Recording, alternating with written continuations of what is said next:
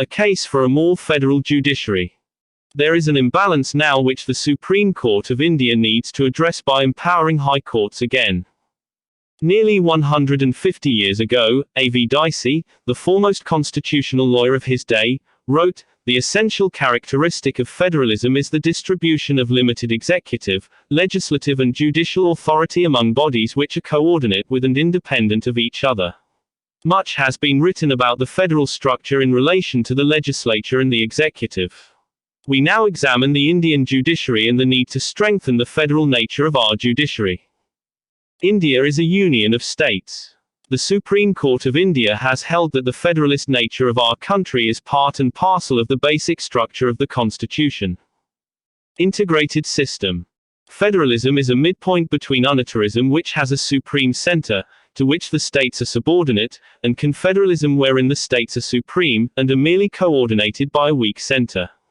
The idea which lies at the bottom of federalism is that each of the separate states should have approximately equal political rights and thereby be able to maintain their non-dependent, for want of a better word, characteristics within the larger union. An integral requirement of a federal state is that there be a robust federal judicial system which interprets this constitution, and therefore adjudicates upon the rights of the federal units and the central unit, and between the citizen and these units. The federal judicial system comprises the Supreme Court and the High Court in the sense that it is only these two courts which can adjudicate the above rights. Dr. R. Ambedkar stated in the Constituent Assembly, "The Indian Federation, though a dual polity, has no dual judiciary at all.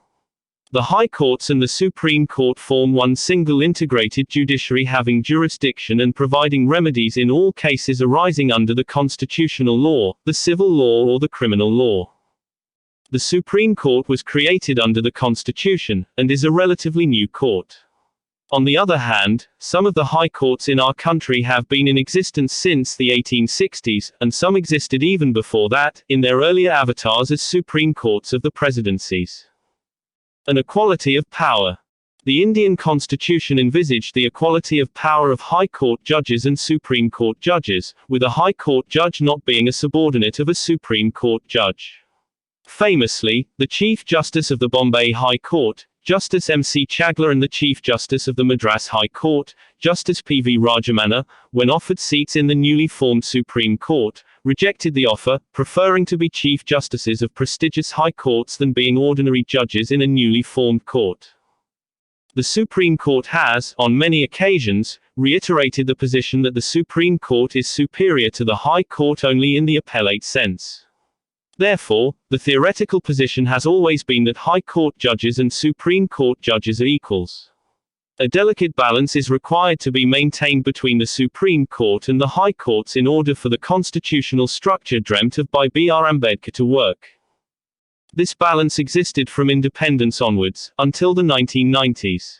Since then, however, it has been tilting in favor of the Central Court. The need for this balance was underscored during the emergency, when the high courts, a significant number, at least, stood out as beacons of freedom, even as the Supreme Court failed in this duty.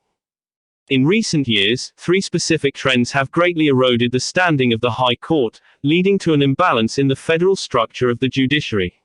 First, the Supreme Court, or rather, a section of its judges, called the Collegium, has the power to appoint judges and chief justices to the High Courts and the Supreme Court. This Collegium also has the power to transfer judges and chief justices from one High Court to another. Second, successive governments have passed laws that create parallel judicial systems of courts and tribunals which provide for direct appeals to the Supreme Court, bypassing the High Courts. Third, the Supreme Court has been liberal in entertaining cases pertaining to trifling matters. A centralization and effects.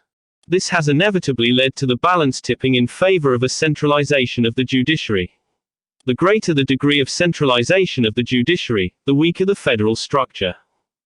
In the United States, empirical research by the legal researcher, Ilya Sormin, shows that the U.S. Supreme Court is far more likely to strike down a state statute as unconstitutional than a federal statute.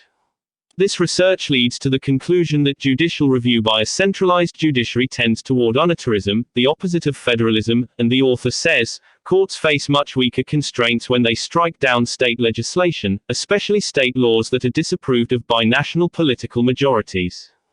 The federal government and sympathetic state governments elsewhere in the country may even support such judicial intervention. In Nigeria, a similar federal country, research has shown that the Supreme Court favors the jurisdiction of the central government over the state units, and this has manifested itself in recent litigations over mineral rights and subsoil rights, where the Supreme Court has favored interpretations which support the rights of the center over the states. The Supreme Court of India today, by playing the role of a collegium, effectively wields the power to appoint a person as a judge to a high court or to transfer him or her to another high court, or to appoint or delay the appointment of a sufficiently senior high court judge as a chief justice or as a judge of the Supreme Court. The practical impact of this in the power dynamic between a high court judge and a Supreme Court judge leaves little to be said or imagined. Moving to the second factor, an aggressively interventionist Supreme Court leads many to approach it directly as a panacea for all ills befalling the nation. In 2018, some individuals from Delhi directly filed a petition in the Supreme Court to curtail Deepavali celebrations. The court promptly entertained the writ petition and issued directions that Deepavali could be celebrated for only 1 or 2 hours in the evening. This led to an uproar because people in South India celebrate Deepavali in the morning. Earlier, in another example, the Supreme Court had spent days deciding the height of the Dahi Handi during Gokulashtami celebrations. We see the Supreme Court interfering in matters which are clearly of local importance, having no constitutional ramifications. The court itself observed recently, frivolous matters are making the institution dysfunctional. These matters waste important time of the court, which could have been spent on serious matters, pan-India matters. These are very wise words, but the reality is that the Supreme Court does entertain these frivolous matters. Every time the Supreme Court entertains an appeal against a High Court decision, it second-guesses the High Court. It sends out the message to the litigant, it does not matter that the High Court ruled against you, you can take one more chance with this appeal. Every time the Supreme Court entertains a public interest litigation on some matter which could just as effectively have been dealt with by the High Court, what the litigant hears is, you do not need to approach the High Court, you can directly file your claim here, and you will not only get your hearing, you will get publicity too. Parallel judicial hierarchies. The third of the factors identified by us is the creation of parallel hierarchies of courts and tribunals, whether it be the Competition Commission, or the Company Law Tribunals, or the Consumer Courts. In all these cases, the High Courts are bypassed. Laws have been drafted such that the High Court has no role to play and the Supreme Court directly acts as an appellate court. The effect of this can be easily imagined, whether it be the weakening of the authority of the High Courts or the possibility of a tendency towards subservience or apathy of the judges of the High Courts. Political scientist and historian Tocqueville writes that in the decades immediately preceding the French Revolution there was a gradual erosion in the powers of the nobles living in the rural parts of France, and a gradual aggrandizement of powers in the hands of the aristocracy in Paris. The conclusion that this very learned author arrives at is that all central units have a natural tendency to aggrandize power to themselves from the state units, believing that centralization enables them to discharge the duties more effectively in relation to the entire state. But in reality, the weakening of the state units sets off a weakening of the entire body of the state, which gradually ossifies into irreversible decay. We conclude by hoping that the Supreme Court itself recognizes the importance of self-abnegation and restores the federal balance by re-empowering the High Courts. This will be in the best interest of the nation.